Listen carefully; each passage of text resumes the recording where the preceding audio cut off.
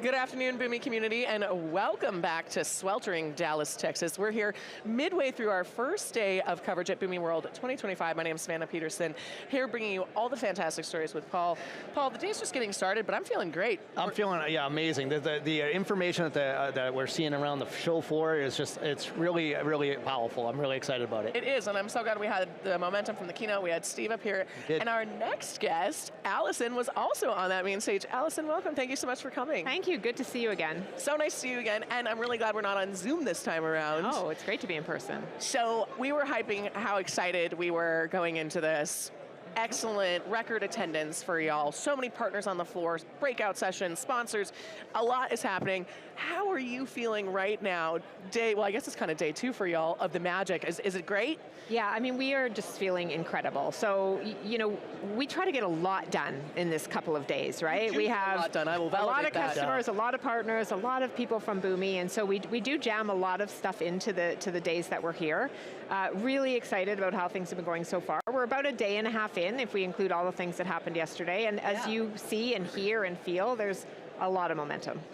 A lot of momentum, a lot of fun, and a lot of collaboration. There's a lot of interaction. There's so many activations on the show floor. Yes. The folks can't see it at home, but there's places to give you product feedback on the boards over there. You've got this agent garden with 3 different stages people can go through, actually getting a certification, which is pretty special. How do you and the team come up with the experience and journey mapping that we all get to enjoy? Yeah. Well, listen, when we spoke a couple weeks ago, I talked about, obviously, the importance of being able to get together in person, but also the expectation of the attendees that they're actually going to come and have an experience, right? It is, of course, about learning and meeting and networking, but the expectation is they're going to walk away with something unique or different or a value that makes them want to come back again year after year. And so obviously the Agent Garden is bringing one of our big sort of product announcements to life and letting people actually interact with it. But also we hope that they go away and back to their companies and they feel educated and empowered, because as you and your audience may have heard, we actually are making our Agent Studio available to all of our customers. And as of May 24th, they will be able to start using it as part of their existing licenses. So we hope the people here are going to go back to their companies and really evangelize the opportunity and just accelerate the adoption and use of it. Yeah, go for it. No, it's just, this is amazing, right? You know, you've done a great job at, I'll call it, you choose your own adventure, right? You kind of walk through and and you can kind of pick your own, and which is great, because when I talk to organizations about where they're at in their own journeys, there's various levels of maturity, right? Some organizations are just getting started, others are fully mature, right? And they kind of get through this process, but what I really like about that May 24th announcement is the one platform. That one platform view is, it's really going to simplify that deployment, increase operational efficiencies. How do you see that really kind of helping with, just the market in general and where it's going? Yeah, so listen, if I think about where Boomi was a year ago, right? Just about a year ago when we were at Boomi World together, we really were an integration vendor, right? We announced that we were acquiring APIM. We certainly talked about a platform, but from then to now, we actually have sort of the full end-to-end platform. We have the integration and automation, we have the APIM, the data management, and now the AI piece. And so, to your point, every customer that we have may have a different part of our portfolio. They may have the whole portfolio. And so we have to meet them where they are. Absolutely. And allow for them to expand based on what their business needs are. That's one thing. The other is, everybody's talking about AI, right? Everybody you talk to everywhere all the time is talking about AI. And we feel really passionate about the importance of actually not just putting AI into users' hands and allowing them to use it, but actually giving them the tools to govern and oversee their sort of agents and their agent environment. And so that's a big part of what we're trying to do here, is have people understand that, well, AI is game-changing and cool, and Steve loves to talk about it, right? The real opportunity is to make sure you have a solid platform underneath, good data foundation, and that you're using the AI opportunity responsibly, and you're in a position where you can actually manage and govern it across your company. And then the last thing I'll say, because I can't help myself and we're at Boomi World, is everyone's talking about it, not many vendors are doing it. Right? And we have 33,000 plus agents active in our customers today, and as of May 24th, we'll put the next evolution of our AI studio, our agent studio, into the hands of our customers, and so we feel really good about we're not just showing. I think we talked about this Yeah, we did talk about this. We're telling, we're giving, we're offering, we're making it available, and we think that's a critical part of kind of AI competency as we move forward. Right, you're not just AI washing, right? You actually have a platform, you're using it. We're over that. And yeah, we kind of are. So over it. But the other fact is, I really like this launch that you're coming out with. Again, it talks about that enablement of the, across the board. AI is not just a technical conversation, it's a business conversation. And when you start driving the KPIs, the business KPIs into organizations, lines of businesses have to be able to have results and show results. So the one platform view, right, that one platform view is really going to enable the citizen developer, the lines of businesses, but also allow the professional developer to innovate even more, which I think is really powerful. And again, I'll go back to the whole maturity piece. You'll have organizations that are just starting and they can start with a low code, no code delivery, or they can go in and go, well, we want to get really advanced code and build it. So you're meeting them where they are in their journey.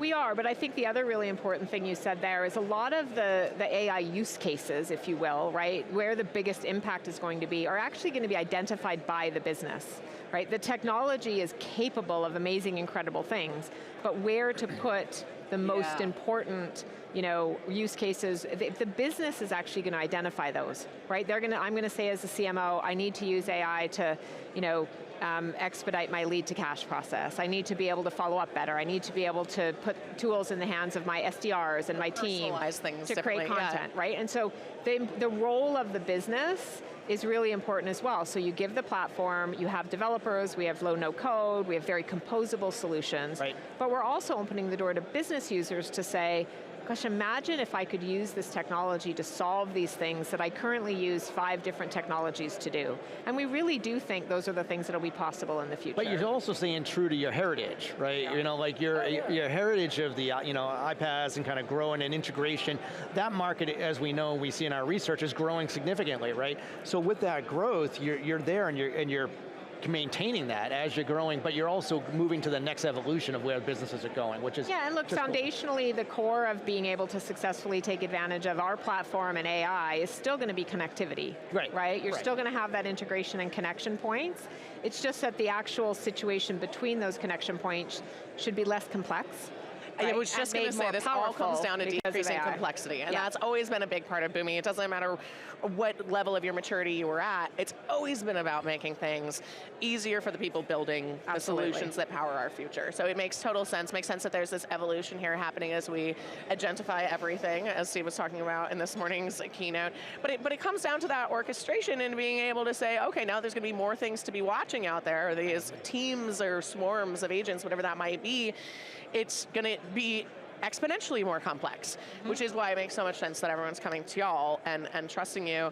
I heard a fact last night that your brand awareness has increased 40%. Yeah, so our unaided brand awareness from last year to this year went up just about 40%. I round up to 40, it's like 39 point something. Yeah, and it was a very deliberate effort on our part to make sure that we were bringing the Boomi brand to people who maybe weren't aware of us or what we were doing, and that's a really important part of it. And I also think you see, we have 50% more registrants here this year. We doubled our partner attendance. I was at the Partner Summit yesterday, and we had 350 partners registered to attend, which is, it was over capacity, and we were putting chairs in the back of the room. It kind of shows the momentum and the awareness and just the enthusiasm across our ecosystem for Boomi. I think that's a big, it's evident. Well, it's huge. Show, yeah, right? yeah. And I'm curious, so you mentioned it being very strategic about how you were increasing that brand awareness. What did you do? Well, I think that you can get very quickly caught up in spending a lot of money for things that are very hard to measure. And look, marketing and advertising can be very hard to measure, but we were very specific about who the audience we wanted to reach were, the things that mattered to them, and the places that they went to get their information. And I think that we don't have endless amounts of budget, right? We have to be pretty specific and surgical about what we do. And so we were just very thoughtful in where we spent our money and how we spent our money. And we also did a lot of work on what are the messages that were most important to those audiences. They don't actually want to hear what Boomi thinks about Boomi. Right? They want to hear why Boomi can help them solve the problems they have. And so we're really doubling down on that, and we have a new brand and some new messaging that's coming out this year, and it's really about, we solve complexity, But once you solve complexity, what's actually in front of you is possibility. Yeah. Right? And so we really feel like we can take this very optimistic approach to, we're going to help you solve the messy things, and we're going to set you up for this world of infinite possibilities in the future, powered especially by sort of the AI opportunity. Yeah, and not only do you have the marketing or brand awareness that you're building on, but you have the technical execution with the partner ecosystem, and that's really where the rubber hits the road, right? Absolutely. I think that's really where it's really powerful. So. Yeah. It really is really powerful. It's obviously an explosive week for you all here this year. I was giggling when I was reviewing some of our tape from last year in preparation for this. We were still calling agents AI chatbots. We were. Back then. And wow, and that feels like the dinosaur era right now. If I'm thinking about how the velocity that we're moving at, I was joking with Steve, we're moving at McLaren speed right now since he's a McLaren fan.